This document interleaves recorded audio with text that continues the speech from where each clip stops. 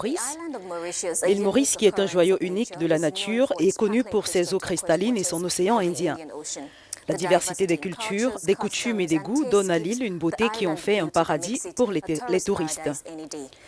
Avec la nouvelle offre de citoyenneté par investissement de l'île aux étrangers, les touristes n'auront plus qu'à s'y rendre. Contrairement au processus ardu d'obtention de la citoyenneté par le passé, la citoyenneté de certains pays peut aujourd'hui être achetée. Maurice, dans le cadre de son appel et dans le but d'attirer des investisseurs, offre ce qu'on appelle le programme de citoyenneté par investissement. L'offre aux étrangers est également la possibilité d'obtenir la nationalité mauricienne en échange d'une contribution non remboursable d'1 million de dollars au Fonds souverain national.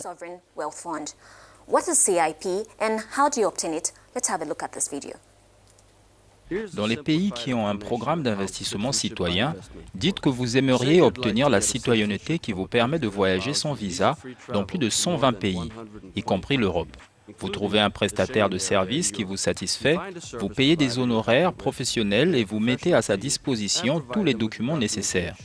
Le prestataire de services vous aide à préparer une demande et la soumet au pays qui a ce programme d'investissement. La demande est examinée avec diligence par une unité spéciale, par exemple en consultant votre base de données sur la criminalité internationale et les agences de renseignement internationales. Cela prend habituellement 2 à 5 mois et si tous vos renseignements sont vérifiés, votre demande est approuvée en principe en attendant que vous faites l'investissement nécessaire, généralement des biens immobiliers ou un don en espèces. Une fois l'entrevue terminée, vous et les membres de votre famille mentionnés dans l'entrevue reçoivent la citoyenneté et le passeport du pays en question. La demande est examinée et une unité spéciale se charge de confirmer vos informations, par exemple en consultant dans la base de données du crime national et des agences de renseignement internationales.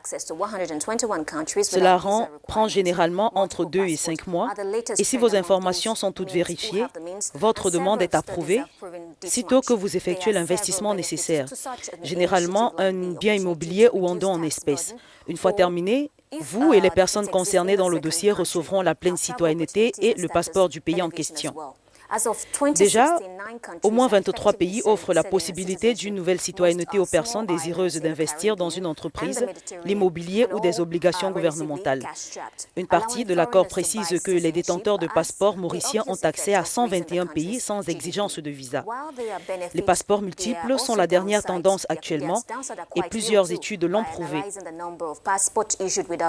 Cette initiative présente plusieurs avantages comme la possibilité de réduire les charges fiscales, si elles existent, dans un deuxième pays, les possibilités de voyage et l'élévation du statut.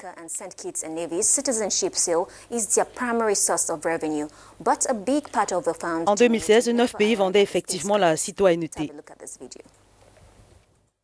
Un programme similaire existe à proximité, à Saint Kitts et Nevis, 2 petites îles des Caraïbes qui forment une nation comme la Dominique. Saint Kitts a pu compter sur les ventes de citoyenneté après une série d'ouragans qui ont décimé leur économie à la fin des années 1990. Aujourd'hui, la citoyenneté peut être obtenue pour un montant forfaitaire de 250 000 $ ou un investissement immobilier de 400 000 $. À une époque, Saint Kitts vendait environ 2000 passeports par an et en conséquence, le pays a connu une croissance rapide.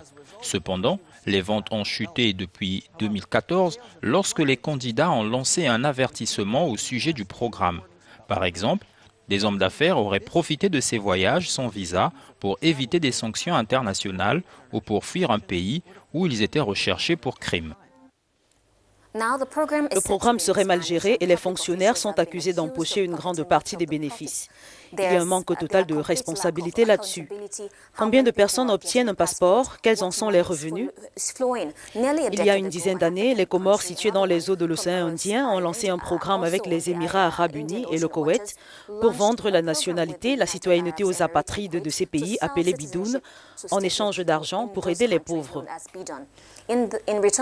Toutefois, en analysant le nombre de passeports délivrés sans autorisation officielle et le manque à gagner des recettes de vente approuvées, la Commission a estimé à environ 43 milliards de francs comoriens l'écart global de revenus, estimé à près de 100 millions de dollars. Le programme citoyen économique a généré des ressources financières importantes. Malheureusement, une grande partie des fonds générés ne sont jamais arrivés dans les coffres de l'État.